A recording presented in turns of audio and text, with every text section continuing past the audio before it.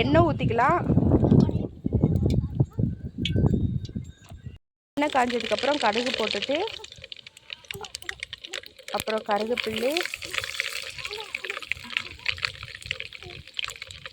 பெரிய உள்ளி அதையும் எல்லாம் போட்டுக்கிடுவோம்.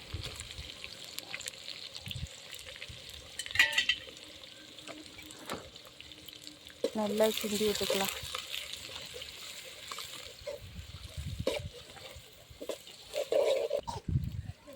உள்ளி சீக்கிரமாக வதங்கிறதுக்காக கொஞ்சோண்டு உப்பு போட்டு நல்லா கிண்டி விட்டுக்கிடுவோம். இஞ்சி பூண்டு பேஸ்ட்டு போட்டுக்கலாம். அதையும் நல்லா வதக்கி விட்டுட்டு அடுத்து 2 ஸ்பூன் சிக்கன் பொடி போட்டுக்கலாம்.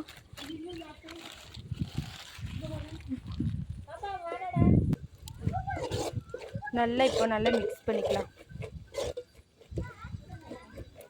நெக்ஸ்ட்டு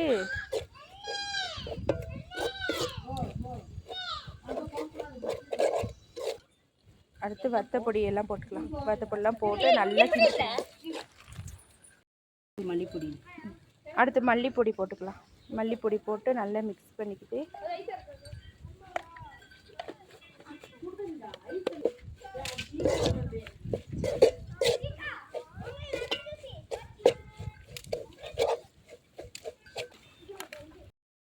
சிக்கன் போட்டு நல்லா கிண்டிட்டு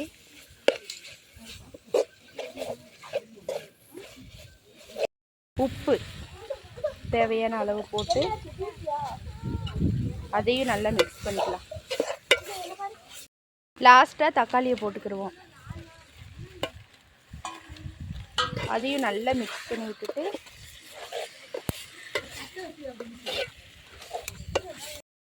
லாஸ்ட்டாக தண்ணி ஊற்றிக்கிடுவோம். தேவையான அளவு தண்ணி ஊற்றிட்டு நல்லா மிக்ஸ் பண்ணிவிட்டு ஒரு மூடி போட்டு மூடிடுவோம். சிக்கன் குழம்பு நல்லா மணக்க இருக்குது. இப்போ பார்ப்போம் எவ்வளோ வெந்திருக்குன்னு. இப்போ பார்ப்போம். சிக்கன் வெந்திருக்குமா? நல்லா வெந்துருச்சா?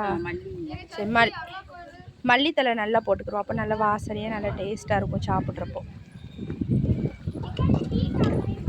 எல்லாமே ரெண்டும் ரெடி ஆயிடுச்சு.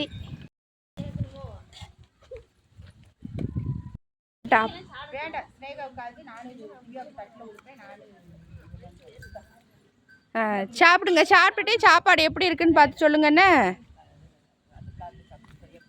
எப்படி இருக்கு? நல்லா இருக்கா? ஆச்சி எப்படி இருக்கு?